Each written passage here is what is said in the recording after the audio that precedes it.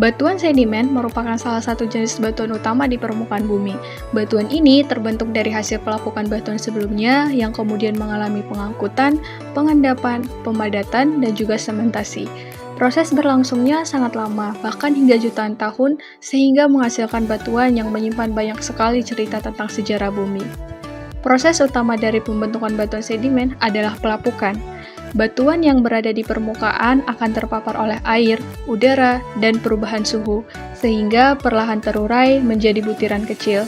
Pelapukan bisa terjadi secara fisik, seperti pecahnya batuan karena suhu ekstrim, atau secara kimia, yaitu saat mineral di dalam batuan larut oleh air dan asam alami. Butiran hasil pelapukan inilah yang menjadi bahan dasar dalam pembentukan batuan sedimen. Selanjutnya akan terjadi erosi dan juga transportasi, di mana butiran tersebut akan dibawa oleh air, angin, ataupun gletser ke tempat yang lebih rendah. Selama perjalanan, partikel-partikel ini bergesekan dan menjadi semakin halus, yang dimana ketika tenaga pengangkutan melemah, butiran mulai mengendap, biasanya di dasar sungai, danau, ataupun laut. Lapisan-lapisan sedimen terbentuk dan akan menumpuk seiring waktu. Lapisan yang menumpuk kemudian mengalami pemadatan akibat tekanan dari lapisan di atasnya. Ruang pori di antara butiran akan semakin berkurang dan air di dalamnya akan keluar.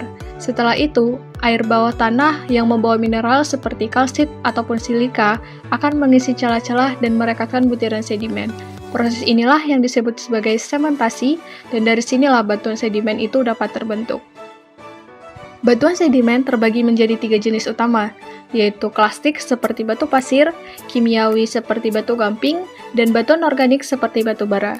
Selain memiliki lapisan yang jelas, batuan sedimen juga sering menyimpan fosil yang menjadi saksi bisu kehidupan di masa lampau.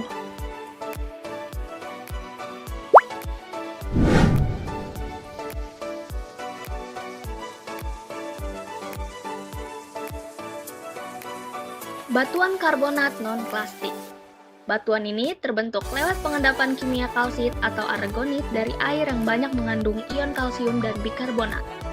Bisa juga lewat kumpulan rangka makhluk hidup seperti foraminifera, koral, moluska, alga berkalsium, sampai struktur mikroba seperti stromat. Proses kimia ini sangat dipengaruhi kondisi air, mulai dari pH, alkalinitas, kadar CO2, terlarut, suhu, sampai rasio Mg atau Ca yang menentukan apakah yang terbentuk itu aragonit atau kalsit.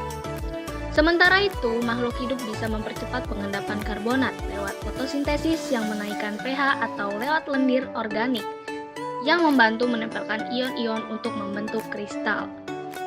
Setelah mengendap, batuan karbonat akan mengalami diagnesis seperti rekristalisasi yang mengubah tekstur, mineral, dan porositasnya.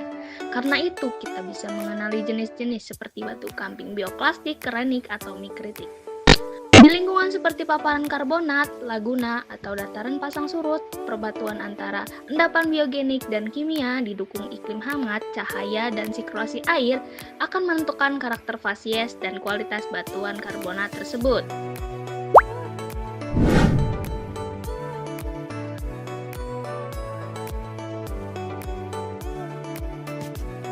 Wilayah Provinsi Aceh memiliki sebaran batu gamping yang cukup luas dan menjadi potensi sumber daya mineral non-logam. Di Aceh, khususnya Kecamatan Lepung dan Long, batu gamping tersingkap sebagai bagian dari formasi Raba dan Lamno yang berumur jurah hingga kapur. Penelitian petrografi menunjukkan bahwa batuan karbonat di daerah ini umumnya berupa batu gamping terumbu atau reef limestone, wexstone, dan batu gamping kristalin yang terbentuk pada lingkungan laut dangkal hingga sistem terumbu. Di Kabupaten Aceh Selatan, di wilayah Labuhan Haji Barat, batu gamping muncul sebagai bagian dari formasi Gunung Api Tapak Tuan yang juga berumur Mesozoikum dan menunjukkan karakteristik fasies terumbu. Keberadaan karbonat di daerah ini didukung oleh struktur dan topografi karst yang mengindikasikan proses pelarutan dan rekahan yang intensif.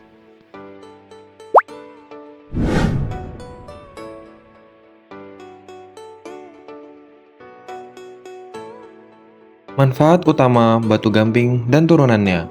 1. Bahan konstruksi. Karena sifatnya yang kuat, padat, dan tahan lama, batu gamping digunakan sebagai balok-balok untuk dinding, lantai, ataupun kolom bangunan. agregat kecil dalam pembuatan semen dan beton, dan juga bahan pembuatan jalan raya, jembatan, dan terowongan.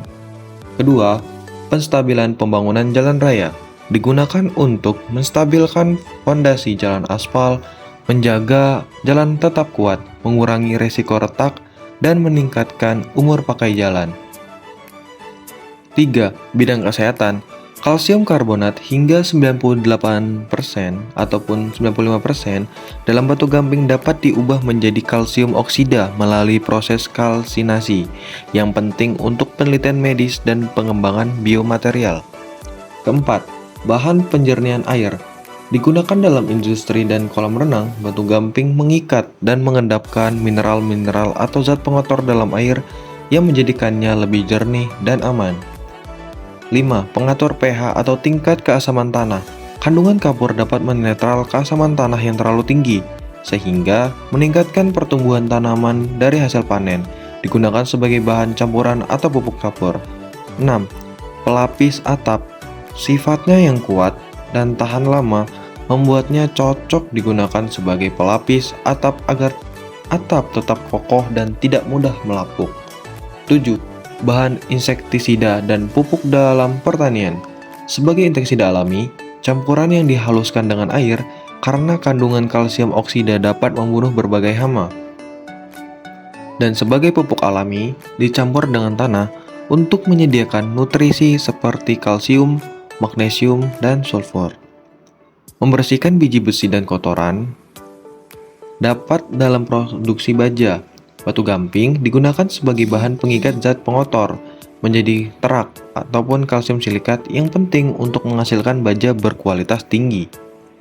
9. Bahan produk pabrik atau manufaktur digunakan sebagai bahan isian dalam pembuatan cat, pembersih atau deterjen, kertas, plastik, dan karpet.